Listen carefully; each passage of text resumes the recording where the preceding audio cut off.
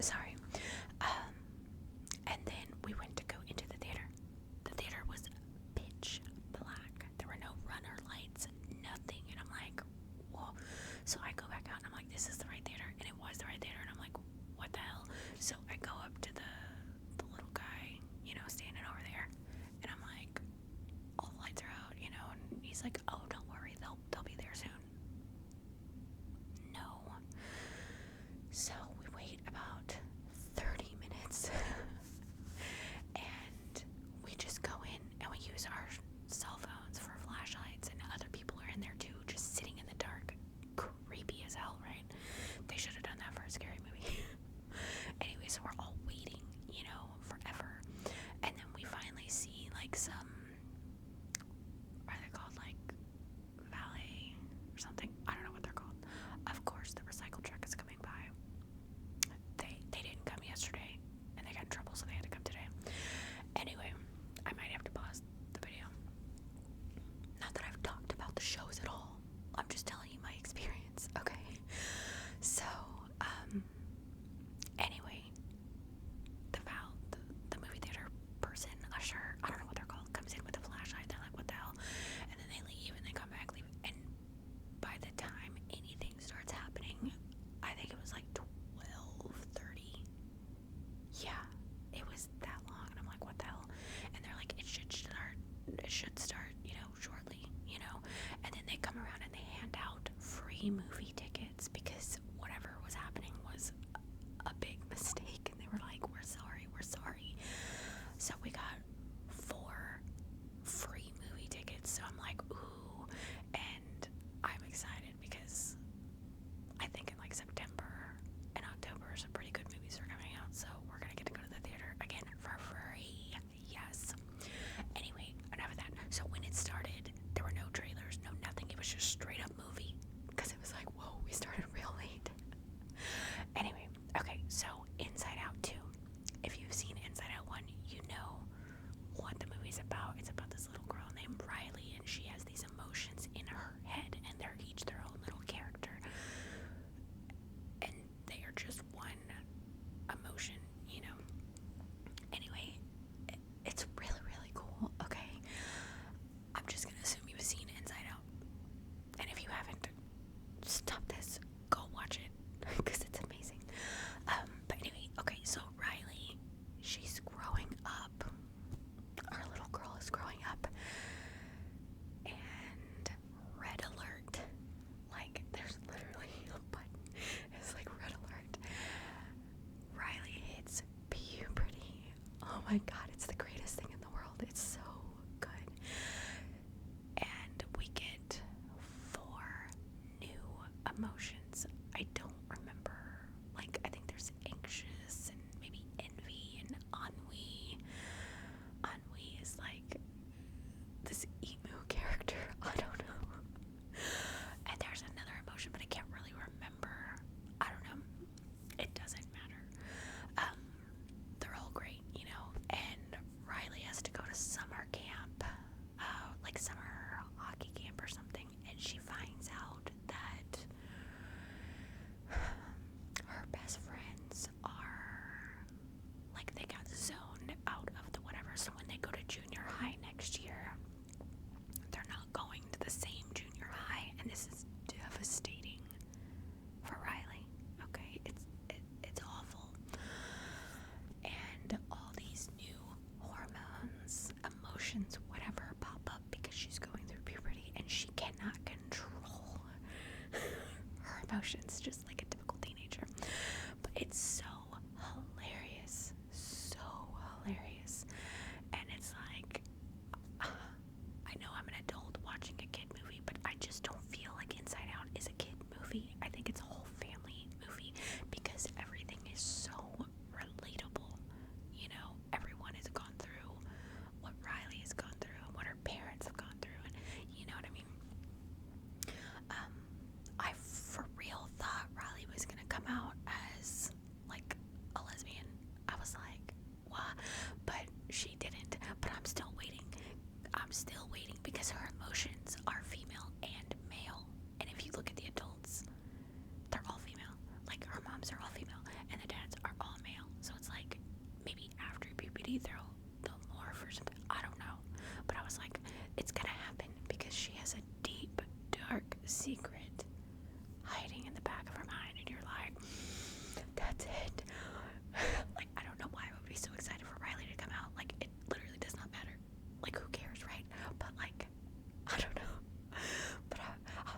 is this deep, dark secret?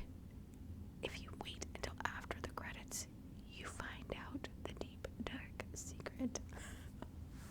So good. It's like the best. The best. If I didn't care about spending money, I would go watch it again in the theater. I'll wait for it to come out because my daughter's best friend said that it's supposed to be coming out like in September or October on Disney Plus. I don't know how true that is, but I'm 100% gonna watch it again. Okay, anyway, moving on. How far am I into the video? Basically like 9 minutes, and I've only talked about one thing. Whatever. Okay. The next thing that I watched, it's a documentary. It's a 3-part documentary, and it was on Hulu. It's called Perfect Wife: The Mysterious Disappearance of Sherry Papini. I think that's how you say it. Rotten Tomato score gave it nothing. It's just dash dash. Audience score gave it 82%. 82%. Okay, so it's a true crime. I don't know if you would call it true crime.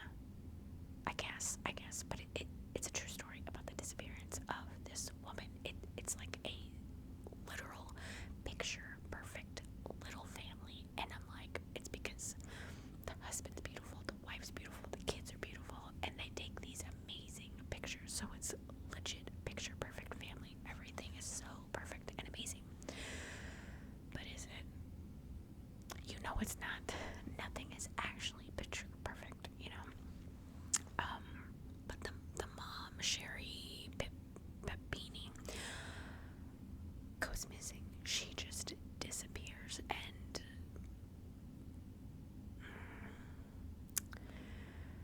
their little picture perfect family scene starts to crumble because, you know, police investigates. They investigate the husband. They investigate all the friends and find out that their marriage was not picture perfect. And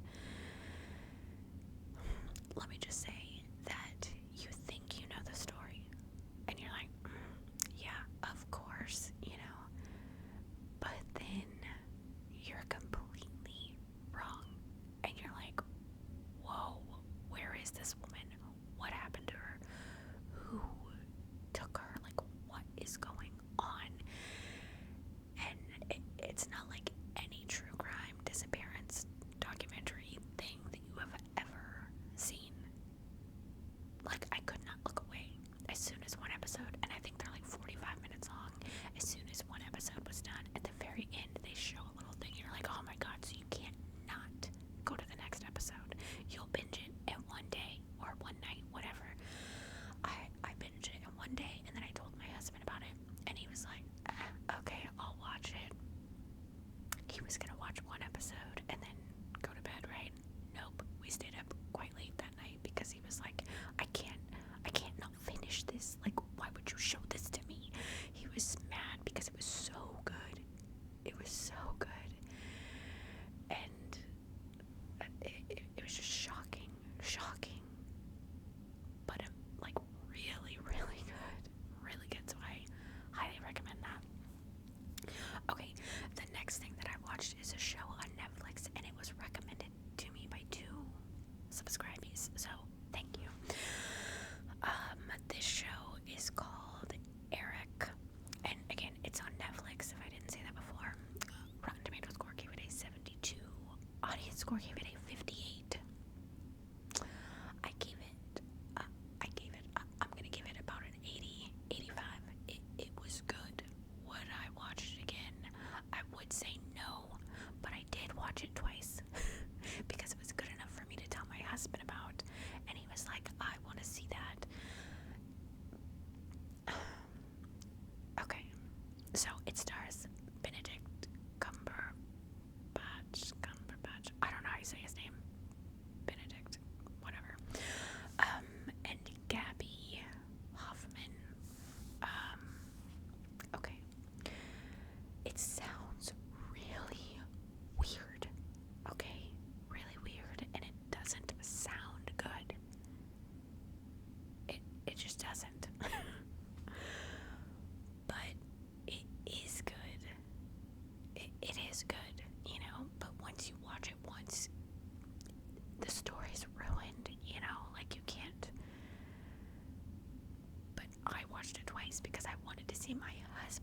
reaction to some of the things in the show. Okay, and then he watched it. He really liked it.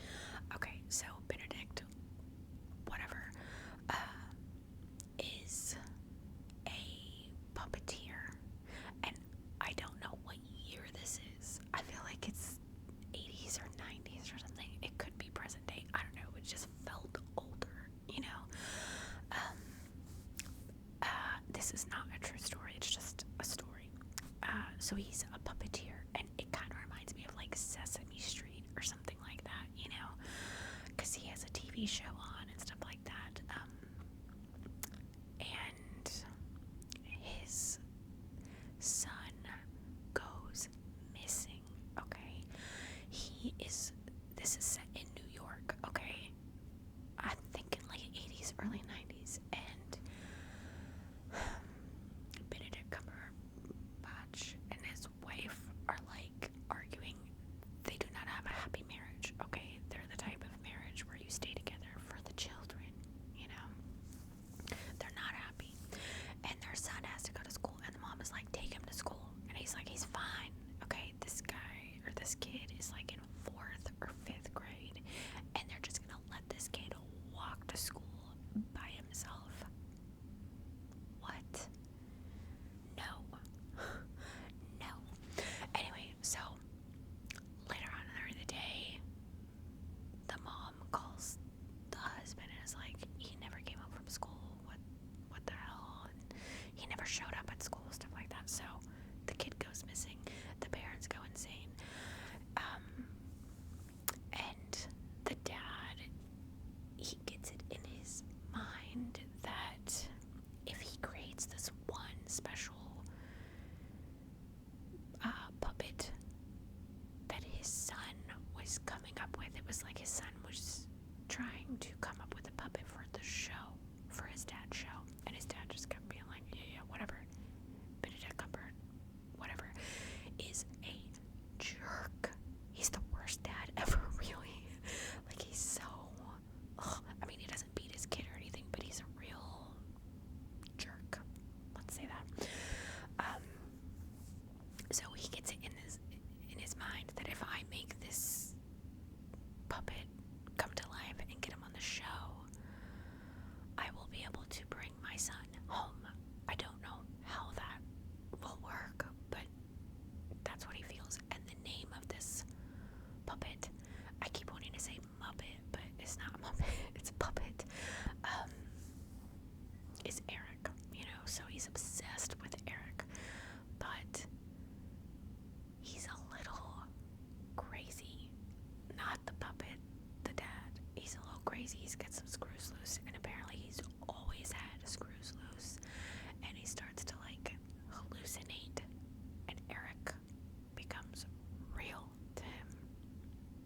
You see what I mean? It sounds weird and like stupid, but it's actually hilarious.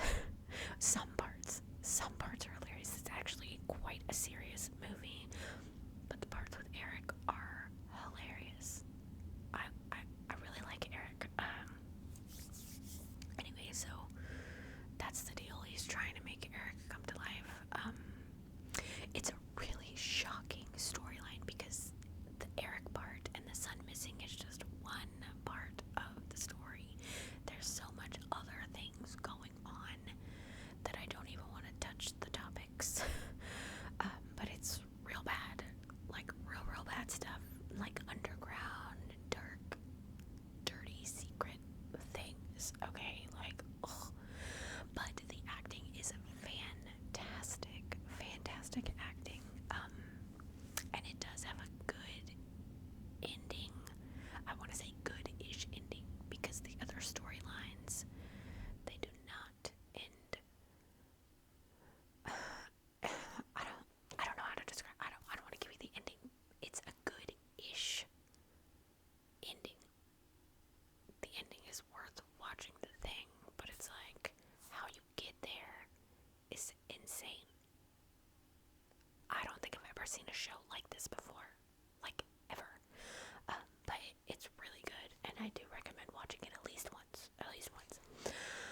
Okay, the next thing that I watched, I was very excited excited for. So excited for. I didn't go see it in the theater because I'm not gonna force my husband to sit through this. Okay? If I go to the movie theater with my husband, it's gotta be for our kids or something that he wants to see. Like, I would never take him to see, like, I don't know, like when the movie The Nightingale comes out, he is not going with me to see that. I did ask my mom, and she said that she would go with me to see it whenever it freaking comes out. It's been in the works for years, and it's still like, where is this movie? Anyway, so this is the type of movie that I had to wait for, you know. But I was very excited. It came on Peacock, and it is called Back to Black. Rotten Tomato score gave it a 34%. Audience score gave it an 86. It stars Marissa Abella, I don't know, Jack O'Connell. Okay, let me move my notes a little bit. Alright, so Back to Black. I've wanted to see this ever since I've heard of it because it is a true, I don't want to say it's documentary, it's like a, is it a biopic? I don't know what you call it, but it's about the story of Amy Winehouse. Please tell me you know who Amy Winehouse is. She's a singer, or she was a singer, you know. And was that one of the name of her songs, Back to Black? I'm pretty sure it was. Anyway, so, but it's the story of Amy Winehouse's life-ish. It shows her rise to fame and then her struggles during that fame and in her relationships and her eventual death. It's no shock I'm not giving you the end. You know the end because who doesn't know Amy Winehouse's end, right? It's so sad, her story, right? Okay, so I liked this movie, but I also didn't. It made me mad, okay, because I wanted this movie to be so much more than what it was, and I wanted more. Like, this movie only scratched the surface of her life, and it didn't go into detail. Like,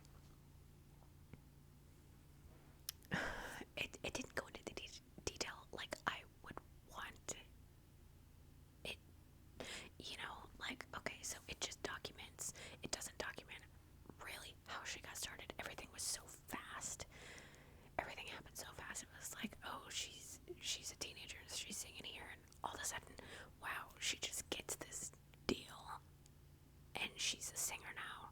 Like, it doesn't go into that, you know. But I think that the movie wasn't about Amy Winehouse, which it should have been, but I think it was between her and Blake, her boyfriend, which is what all her songs were about, okay? But what's weird is they kind of put Blake in a good light, and that's, to me, that's not how it should have gone. Like, he said he watched the movie and he said it was very therapeutic, but it's like, probably because it made you look good. Not that he was good, but like, and not that Amy Winehouse, they were two people that should have never been together, okay? But they made it appear as though he had nothing to do with her drug problems and stuff like that. And in the film, it made it appear that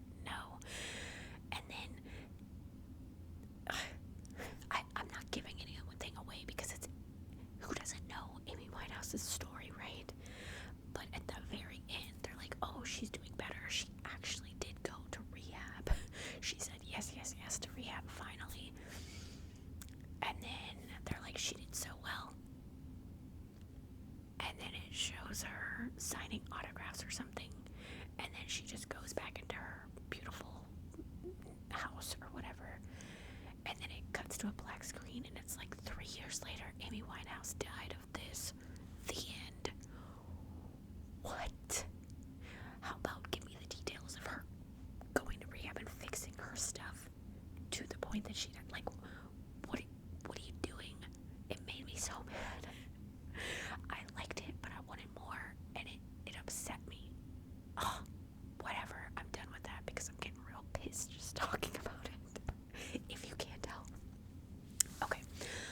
The next thing that I watched was a movie, and I was so excited because I didn't see this in the theater.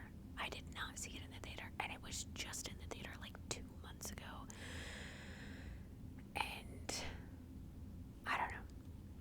So I was very excited when I saw it was available, and I clicked on it so fast, and then right after I clicked it, I was like, wasn't this just in the theater? Is this movie gonna be crap? How did it get out of the theater so fast? But anyway, okay, so it is the movie called If. If. It is on Paramount Plus. Rotten Tomato score, give it a 49%. Audience score, give it an 88%. I agree with the audience score. It's good. It stars John Krasinski, Ryan Reynolds, and Steve Carell. Oh my god.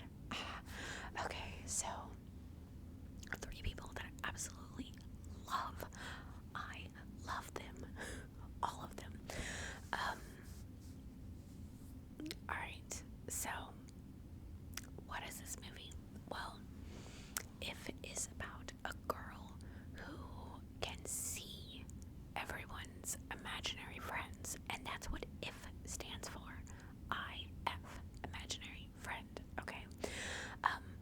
And I almost thought that this was like made by Pixar or something. First of all, John Krasinski wrote it, directed, and kind of starred in it. He wasn't a major role in it, but he was this girl's father, and he's very sick. Her mom was sick in the beginning. Sad.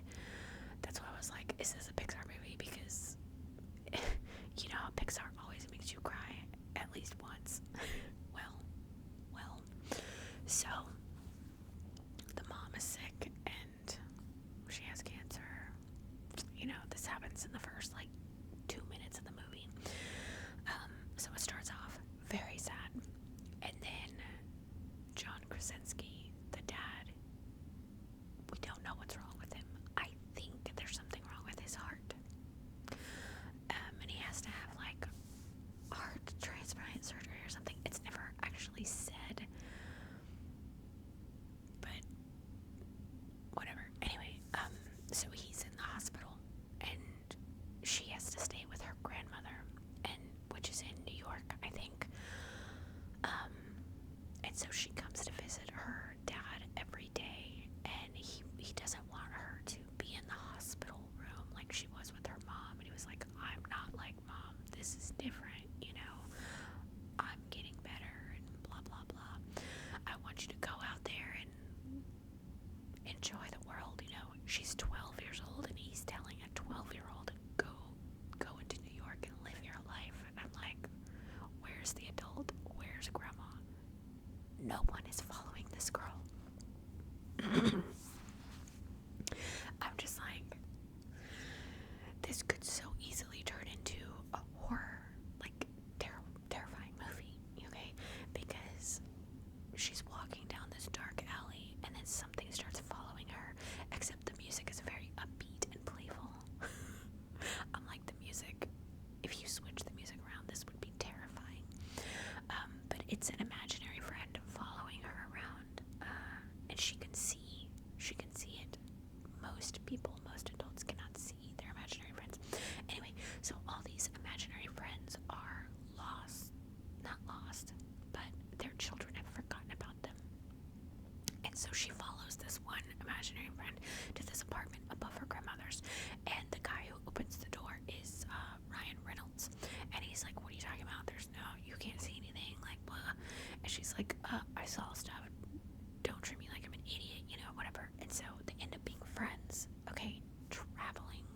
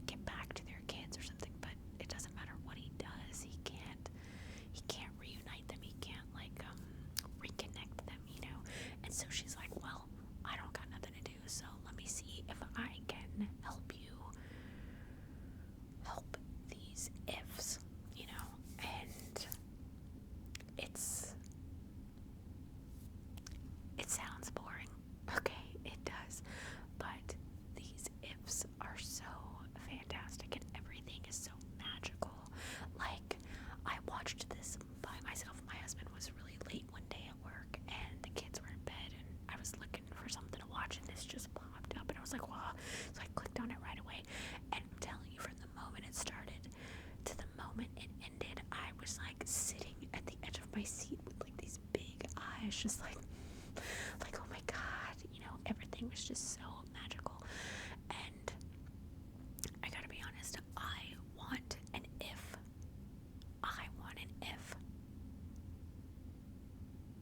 I don't think I ever had one when I was a kid, but after watching that movie, it's like imaginary friends are so amazing and magical, and I want one. It's like maybe I should just, because I talk to myself all day anyway, maybe I could just imagine an if, and that's who I'm gonna be talking to. I know that makes me sound crazy, I know, but like if you've seen this movie, you're like, I want an if. What the hell? Why can't I have an if? Come on, brain, make it happen. But the movie was really good, and I was like, okay, and I hadn't cried like at all. And then the very end, things started happening, and I was just like, don't cry. But it was so magical and amazing that I was just like, I don't even care. Like, tears weren't streaming, but my eyes definitely filled up. I was just like, oh my god, it was so magical, and it just makes me love John Krasinski that much more. So I don't know what this Rotten Tomato score 49 was, but it is wrong. Okay, the last thing that I watched, this is like a guilty pleasure type show, and I almost don't even want to talk about it. Okay, so it is a reality show, and I absolutely hate reality shows. I hate them so much. But I had to watch this one. I absolutely had to, because I've been following this person for literal years. I've seen every documentary, I've seen every show, everything. So I had to watch this. It's on Lifetime, and it is Gypsy Rose, Life After Lockup. I know. Shut up. Okay, so Rotten Tomato score gave it nothing. Audience score gave it nothing. Where are the scores? I can't even give it a score. Because I liked it, but I also hated it. Because if you are on TikTok, I'm sure you've seen something Gypsy Rose pop up. Anything. And some of this stuff is really good, okay? But okay, hold on. Let me talk about it first. Okay, so Gypsy Rose, if you don't know, her name is Gypsy Rose Blanchard, and she is the most common case of Munchausen by proxy case out there, but she was arrested because her mother made the entire world think that she had cancer, she had MS, she had disabilities, she was wheelchair bound, all these things. But in reality, there was nothing wrong with her. It was just her mother's way of getting money and free things and stuff like that. And she forced Gypsy to play along with it. I say forced because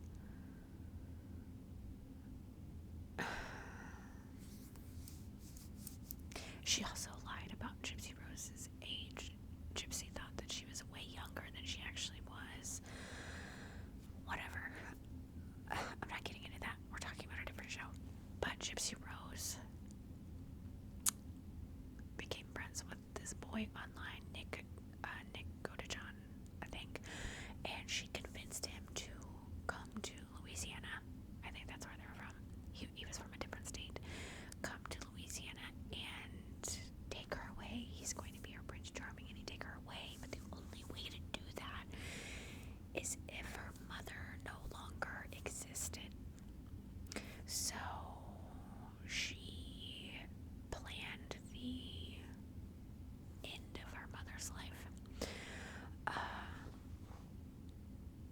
and then just walked out. She was caught immediately, and you know, she said she just couldn't take it anymore, and she made the wrong choice. Blah blah blah. Anyway, well, last December, she was supposed to serve 10 years, and Nick Godejohn got life without the possibility of parole because he apparently did the act. But I feel so bad for him. I'm not getting into it because it's a whole thing. I could make a whole episode of me just talking about her case and him and like, but she got out on parole. I think she served 7, maybe 8 years. She was supposed to get out after 10, but good behavior, all that stuff. So Lifetime did a documentary about her, about life behind bars or something like that. And so now it's like life after lockup. So they follow her, and she got married to a man named Ryan in prison. They've been married for over a year, like maybe 2 years or something like that. And so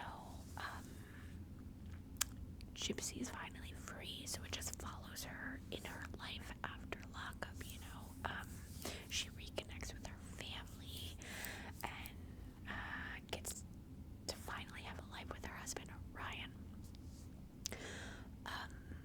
But if you are on TikTok or know anything about stuff going on, you know, in the, I don't want to say news, but like stuff gets out there, you know.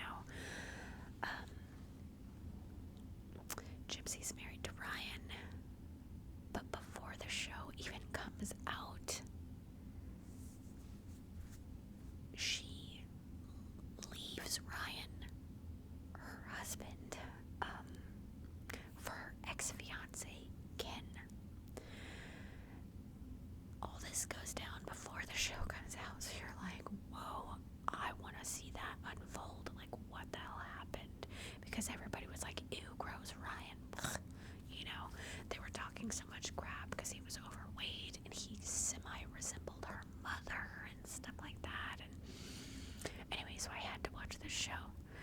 And at first I was like, because it was kind of cringy because he kept like touching her. And I'm like, I mean, he is her husband, you know, and they never really got to touch each other in prison. So like, he was just in awe of her, you know, he really was in love with her. He was just in awe because she was right in front of him and he was allowed to touch her, you know, without getting yelled at. And you know, so looking back, I understand, but at first it was kind of cringy because I was like, ew, don't touch her arm like that, gross. I don't know, but I don't think Ryan is a bad guy. I actually like Ryan a lot, and you get to see her you get to see what goes on between them, and I don't think her and Ryan should ever have been married. I think that she was just heartbroken, and this was the first nice guy that talked to her after her ex-fiance Ken broke up with her in prison. Obviously she's still in love with Ken, and they reconnect. And as you know, as of like, I guess a few weeks ago, she is pregnant with Ken's baby.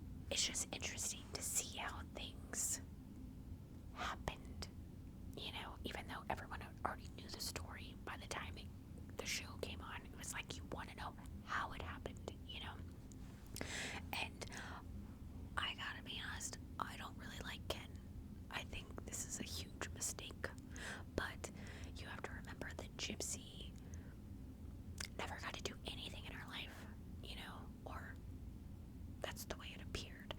And then she went straight to prison. So she never had a chance to be a teenager, grow up, nothing like that. And now she's out of prison.